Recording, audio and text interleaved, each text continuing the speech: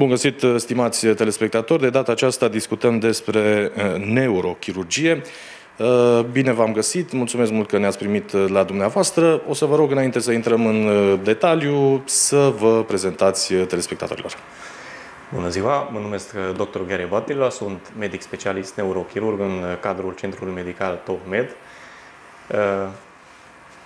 Ați venit de mult timp în acest centru? Eu profesionez în acest centru din luna ianuarie, deci de fapt din anul acesta.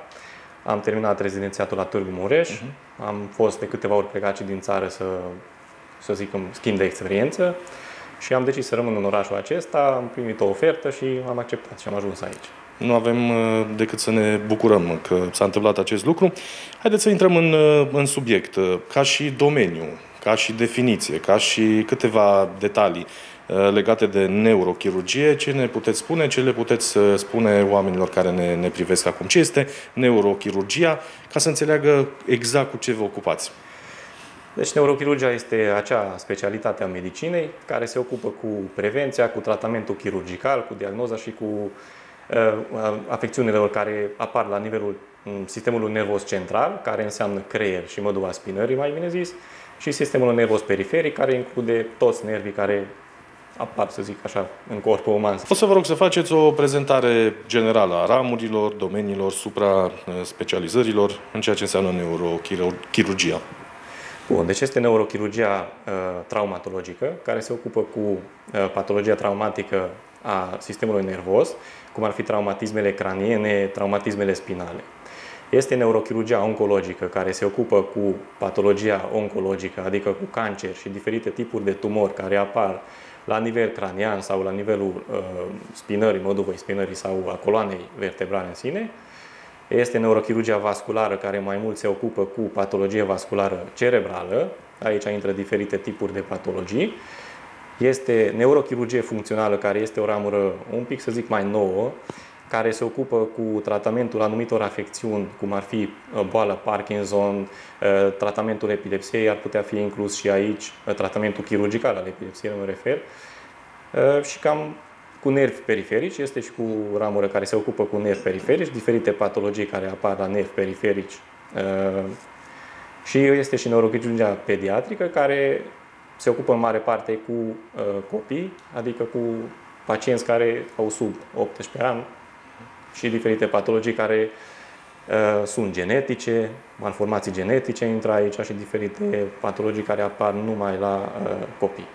Ajungem la pacient. Ce fel de pacienți vin la dumneavoastră, la centrul medical, mai des în această perioadă? Bine, ținând cont și de situația actuală sau situația ultimului an, discuția ar putea să fie puțin mai amplă, dar așa ca și tip de pacient, pentru că ne interesează serviciile, efectiv, pe care le oferiți aici la clinică. Cu ce probleme vin oamenii? Majoritatea pacienților care vin la Centrul Medical TopMed sunt pacienții care prezintă diferite tipuri de dureri lombare. Cam acestea sunt cele mai frecvente cu care ne întâlnim. Dintre acestea este un anumit grup de pacienți care necesită tratament chirurgical și este un alt grup de pacienți care nu necesită tratament chirurgical, tratament conservator sau se ocupă alte specialități cu tratamentul lor. Și odată ajunși aici, ce investigații li se fac? Vă întreb acest aspect pentru că, în general, în România există această, să nu mă înțelegeți greșit, frică nu de medic neapărat, ci frică de a afla ceea ce ai putea să ai. Cam așa gândește multă lume. Exact. Este o asemenea tendință. Pacienții nu prea vor să vină la chirurgi pentru că le e frică că vor fi operați, dar nu întotdeauna necesită tratament chirurgical și nu toți neurochirurgii operează orice.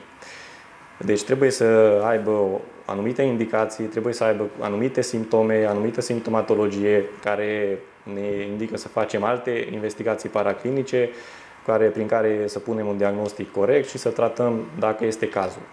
Dacă nu, atunci, cum am zis, rămâne tratamentul conservator, care constă în repaus, evitarea eforturilor fizice, sunt tratamente medicamentoase cu diferite tipuri de antiinflamatoare, miorelaxante, în funcție de ce cauzează durerea asta de spate, cum ar veni, deci durerea lombară sau durerea de spate, dorsală, cervicală, cu ce se prezintă pacientul.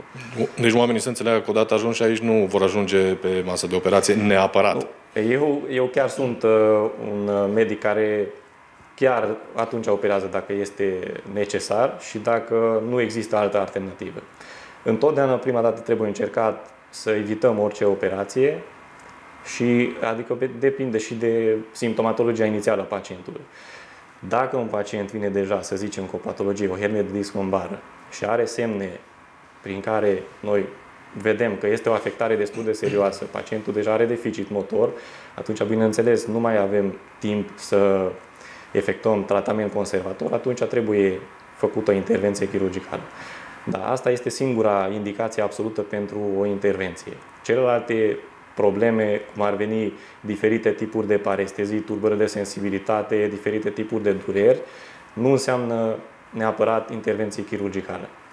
În acest moment, la centrul medical, se fac astfel de intervenții? Adică puteți să oferiți, din punct de vedere al dotărilor, al serviciilor medicale, atât partea conservatoare, dacă bine am amintesc, sau bine ați spus, este tratamentul conservator, da. Cât și partea intervențională, să zicem așa? Da.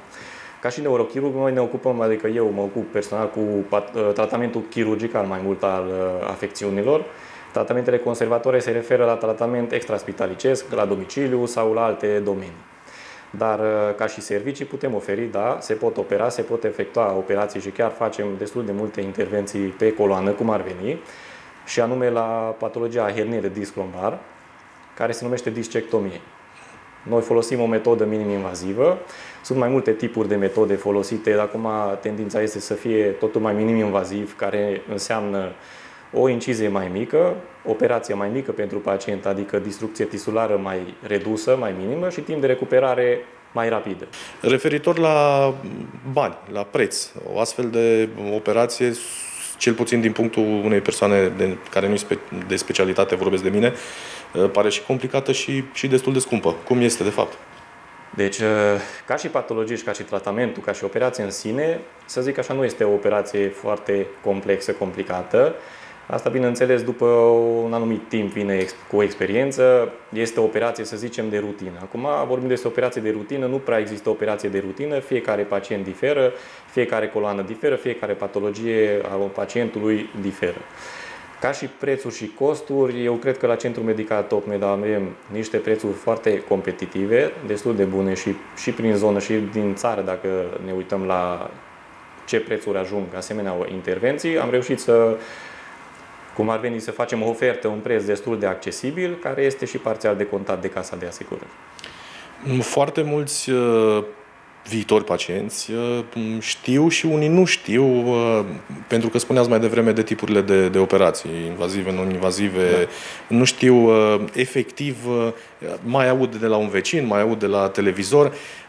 Există așa o componentă prin care dumneavoastră puteți să le explicați exact la ce să se aștepte, ce fel de tipuri de operații sunt, de ce să nu le fie frică, pentru că de multe ori poate vin cu o părere preconcepută aici la dumneavoastră.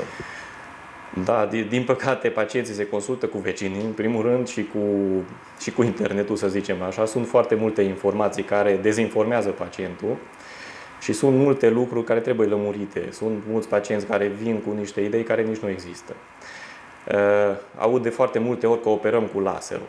Operația asta nu se face cu laserul. Există și o alternativă cu laserul, dar merge pentru complet altceva, nu pentru hernia de disc. Sunt și dureri de spate generate de discul acesta intervertebral care se îmbolnăvește și care generează durere. Acolo, da, există tratament cu laser terapie, adică o discectomie cu laser se numește, care de fapt înseamnă introducerea unui electrod în discul intervertebral și acest electrod generează o energie și prin energia respectivă distruge parțial discul acela și reduce presiunea, să zicem, intradiscală și scade din intensitate dacă diagnosticul a fost pus corect. Deci operația de hernie de disc nu se face cu laserul, se face cu microscop operator. Nu este este și endoscop, dar în mare parte, mai ales în țara asta, se operează cu microscop operator. Deci microscopul operator ne permite ca să vizualizăm structurile anatomice, cum ar fi nervul, discul intervertebral și spațiul intervertebral, magnificat și atunci putem limita incizia să fie mai mică și, cum am zis și la început, dacă incizia este mai mică, distrucție tesulară mai mică și pacientul recuperează mult mai repede. Deci pacienții care ajung la noi se operează, să zicem, în ziua internării, dacă o intervenție se face mai spre după masă și avem timp să efectuăm analizele, și a doua zi pleacă acasă. În cazul în care pacientul și operația este programat mai spre dimineață, ca să fie pregătit preoperator, să fie văzut de alți medici, cum ar fi medicina internă și să fie văzut de medicul anesteziolog și toate analizele să fie pregătite ca să o putem opera în cea mai mare siguranță, vine cu o zi înainte, dimineața se operează, a treia zi pleacă acasă. Deci nu durează extrem de mult până să se realizeze această operație. Facem un exercițiu de imaginație. De fapt, nici nu cred că e un exercițiu de imaginație, ci e un exercițiu de viață reală. Care ar fi drumul pacientului din momentul în care, să spunem, vede acest material informativ, se știe că o problemă sau are anumite simptome sau de ce nu a amânat o posibilă intervenție, care dorește să vină aici la centrul medical și măcar să aibă o părere, să cunoască o părere, un diagnostic și de ce nu să fie supus și unei asemenea intervenții. Deci, în primul rând, cel mai important este să ajungă pacientul la un neurochirurg. Deci pacienții care prezintă dureri de spate mai mult decât o săptămână sau două, sau care nu se remite la tratament conservator prescris de alți medici de specialitate, cum ar fi medicul neurolog, fizioterapeutul, sau nu ajută tratamentul conservator, e important să ajungă, să fie examinat clinic, să fie evaluat. În urma examenului clinic, luăm o decizie dacă necesită sau nu alte investigații paraclinice, cum ar fi rezonanță magnetică, cea mai frecvent folosită este rezonanța magnetică. Facem o rezonanță magnetică și acolo vedem clar dacă simptomatologia pacientului corespunde cu ce este pe imagistică, adică dacă avem o hernie de disc pe partea dreaptă și pacientul are dureri pe partea dreaptă, nervul care este afectat și nivelul care este afectat pe rezonanță magnetică corespunde și cu simptomele clinice, atunci noi putem indica o intervenție chirurgicală. Pacientul, dacă dorește, se programează la intervenție chirurgicală, în general vorbește cu medicul care va opera, se face o programare, după care pacientul se prezintă în ziua intervenției, dimineața se prezintă la testare COVID, pentru că acum este și pandemia asta cu virusul SARS-CoV-2, și atunci, ca să fie totul în siguranță, toți pacienții care sunt internați sunt testați și numai cei care sunt negativi intră pe secții.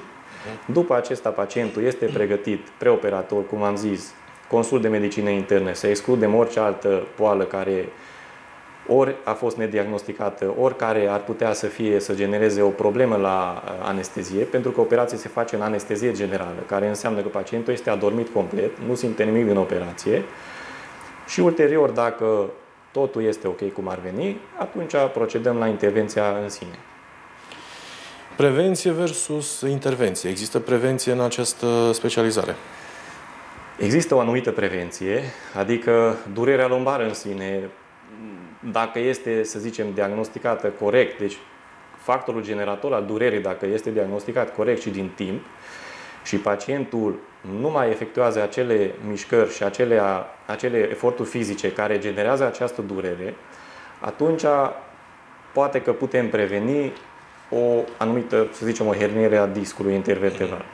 Deci prima dată tot timpul, prima etapă este durerea. Durerea semnalizează că ceva nu este în regulă. Adică discul acela intervertebral, dacă deja suferă sau deja a pornit un proces de degenerare, atunci ne semnalizează prin dureri. Durerile, în primul rând, sunt localizate, sunt locale, sunt în zona lombară, fără să iradieze altundeva în general. În momentul acesta, dacă intervenim, să zicem așa, și pacientul ajunge la un fizioterapeut, ajunge la o gimnastică medicală care corectează, să zicem, o postură greșită sau nu mai efectuează aceeași efort susținut sau efort mare care tot precipitează această problemă, atunci, să zicem, am putea preveni această problemă. Dar oricum, este un proces care, cu înaintarea vârstei, la toată lumea pornește, numai că depinde și de factori externi, dacă apare sau nu pe termen lung. Din punct de vedere al dotărilor, și vorbim exclusiv, evident, despre acest centru medical, ce trebuie să știe oamenii? Ca și dotări, Adică există absolut tot ceea ce trebuie pentru a face aceste intervenții. Deci există absolut tot ce trebuie ca să facem această intervenție, pornind de la investigațiile paraclinice necesare până la blocul operator cu tot ce trebuie, adică masă de operație specială pentru intervenție de coloană, microscop operator și tot ce trebuie pentru a efectua această operație. Ce i-ați sfătui pe pacienți? La ce trebuie să fie atenți chiar înainte să se adreseze medicului?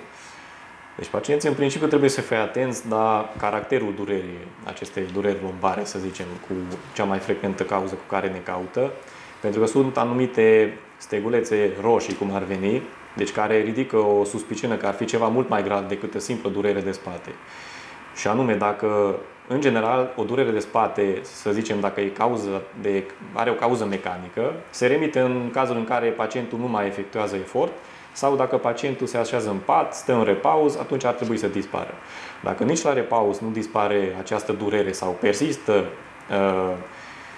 una sau două sau chiar 3 săptămâni cu tratament medicamentos, tratament conservator, atunci trebuie investigat mai departe. O altă chestie, dacă pacienții prezintă, în afară de dureri de spate, febră sau incapacitatea de a se mișca, să zicem, în concordanță cu această febră, atunci putem ridica și o suspiciune de o anumită infecție și infecțiile trebuie tratate din timp. Altă chestie, dacă se asociază cu durere de spate cu fatigabilitate, dacă pacientul prezintă scădere ponderală, adică slăbește pacientul cum ar veni, sau dacă a fost operat recent sau cândva, sau dacă se știe cu o boală canceroasă, atunci trebuie investigat cât mai rapid ca să excludem o eventuală metastază sau eventuală boală canceroasă și la nivelul coloanei vertebrale, de exemplu. Termeni de specialitate, infiltrații, poate nu sunt cunoscuți de toată lumea. Ce alternative sunt aici? Deci când vorbim despre infiltrații, este să zicem, o tendință acum. Toată lumea vrea infiltrații ca să scape de operații și, din păcate, ajung foarte mulți pacienți la oameni care, să zicem, s-au calificat peste weekend să facă o anumită infiltrație în cabinet, ceea ce este incorect. Deci, în primul rând, trebuie văzut exact ce generează durerea respectivă. Dacă durerea vine dintr-o anumită articulație care se numește fațeta, care formează partea posterioară a vertebrei, atunci există să zicem, o modalitate de tratament a durerii. Deci este o artropatie deja, care înseamnă că este o boală care este foarte avansată și nu mai putem întoarce, dar măcar simptomele am putea reduce. Și aici intră în discuție infiltrațiile. O infiltrație făcută corect trebuie țintită în locul exact și asta se poate face numai în cazul în care pacientul este într-un bloc operator, într-o sală de operație, care este dotat cu așa numitul C-arm, asta este un aparat röntgen specific prin care noi putem vizualiza exact unde punem acul respectiv și unde infiltrăm zona respectivă.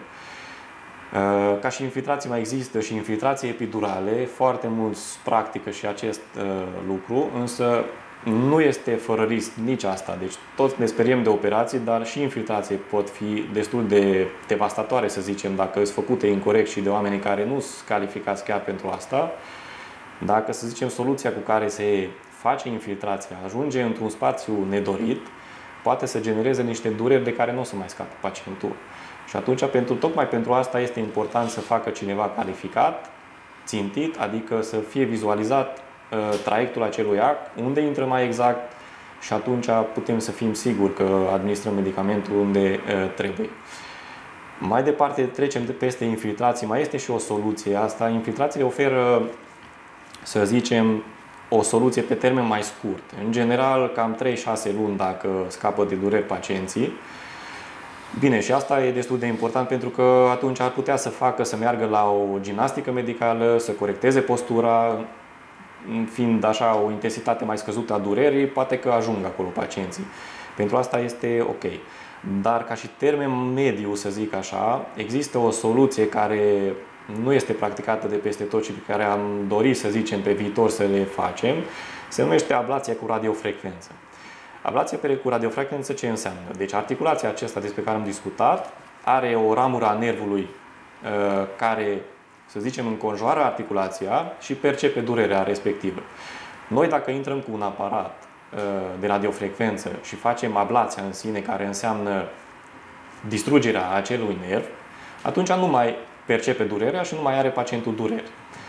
Asta nu înseamnă o soluție pe termen lung, pentru că nervul acela este nerv periferic și nervul periferic are capacitate să regenereze. Acum depinde de fiecare individ cât de repede regenerează nervul și leziunea generată cât de mare a fost. Sunt pacienți care sunt asimptomatici și la 1 an și la 2 ani și sunt pacienți care sunt simptomatici de la 3 luni. Acum, ca și o alternativă ar fi și asta, măcar atunci, în perioada asta, pacientul scapă de dureri, pacientul nu mai ia tratament medicamentos, pentru că toate medicamentele au efecte adverse și măcar 6 luni am scăpat de efecte adverse ale medicamentelor și poate că ajunge și la o kinetoterapie, o fizioterapie sau gimnastică medicală și probabil o să fie benefică. Ne gândim puțin și la vârstele pacienților și aici vorbim de persoane mai tinere sau persoane cu o vârstă mai înaintată. De data aceasta vă întreb de cea de-a doua categorie. Cu ce probleme vin, adică ce fel de dureri, ce tipuri de dureri de spate vin? Cam care e frecvența? Păi, în general, pacienții mai în vârstă și mai ales la femei, trebuie să fim atenți la un anumit factor.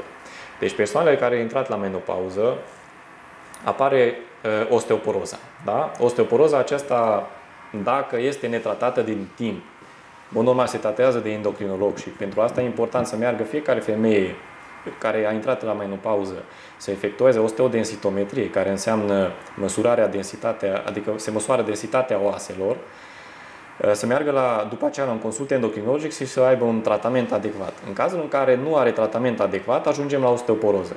Ce face osteoporoza? Osteoporoza generează, în primul rând, slăbiciunea structurii osoase și osul poate suferi fracturi patologice. Ca și alternative și tratament, e destul de dificil de tratat din punct de vedere de chirurgie spinală, dar este o soluție, dar nu pentru stadii foarte avansate. Se numește vertebroplastia sau chifoplastia. Vertebroplastia ce înseamnă? Deci, dacă avem o vertebră slăbită care are tendința să fractureze, atunci noi putem veni cu un ac destul mai gros. Operația se face percutanat. Asta înseamnă că nu este o operație deschisă. Printr-o incizie micuță introducem un ac în vertebra afectată și injectăm un fel de substanță care, să percepem ca un ciment. Cimentul acesta se întărește și atunci conferă o structură mai rigidă pentru coloană, previne fractura și previne avansarea bolii. Chifoplastia înseamnă aceeași procedură, numai că injectarea cimentului este, înainte de să injectăm cimentul, introducem un fel de balonaj pe care îl umflăm, aducem la nivelul inițial sau quasi inițial vertebra și după aceea injectăm cimentul acesta și ocupă spațiul respectiv și atunci am redus și tasarea vertebrei. Tasarea înseamnă scăderea în înălțimea corpului vertebral și am și întărit în același timp. Acum sunt și alte tehnici mai moderne și mai noi care sunt relativ, adică destul de costisitoare, prin care sunt și niște implanturi care se pot implanta în corpul vertebral și pe care le deschidem, practic, se deschid ca un click la mașină și ridică înapoi vertebra și în același timp oferă și o structură mai rigidă după ce o să fie cimentată. Pe final, mergem puțin către perspective, pentru că, așa cum este normal, orice centru medical se dezvoltă și trebuie să facă acest lucru, să țină pasul cu schimbările care sunt în toată lumea. Ce ne puteți spune despre asta? Ca și perspective, ce depinde de mine este tipul intervențiilor efectuate. Deci, momentan am zis, neurochirurgia este o ramură nouă, să zicem, a Spitalului Centrului Medical Tocmed, relativ nou. Momentan efectuăm intervenții pe coloană pentru hernie de disc lombar, diferite stenoze de canal, stenoze foramen și așa mai departe, etc. Dar pe viitor vrem să efectuăm și anumite tratamente mai puțin invazive pentru tratamentul durerilor de spate, cum ar veni diferite infiltrații, injecții care adresează diferite probleme la diferite nivele ale coloanei, pentru că sunt și alte elemente anatomice care generează dureri în afară de discul intervertebral, cum ar fi articulațiile mici care se numesc fațete, deci sindromul de fațetă și atunci probabil pe viitor urmează să ne axăm și pe problema asta, pentru că țintește un grup de pacienți care efectiv n-au nicio soluție în momentul de față. Deci nu sunt nici de operat, nici de fizioterapie și atunci între ar trebui să fie ceva, să existe ceva, să oferim și lor ceva soluție. Ca și intervenții de coloană, pe viitor probabil și sper că vom efectua și hernii de disc cervicale și dacă o să avem probabil și o colaborare cu un nou coleg care probabil o să facem și neurochirurgia spinală instrumentată. Vă mulțumesc mult pentru că ați acceptat acest dialog, vă doresc succes, spor la treabă și să ne vedem cu bine data viitoare. Mulțumesc frumos!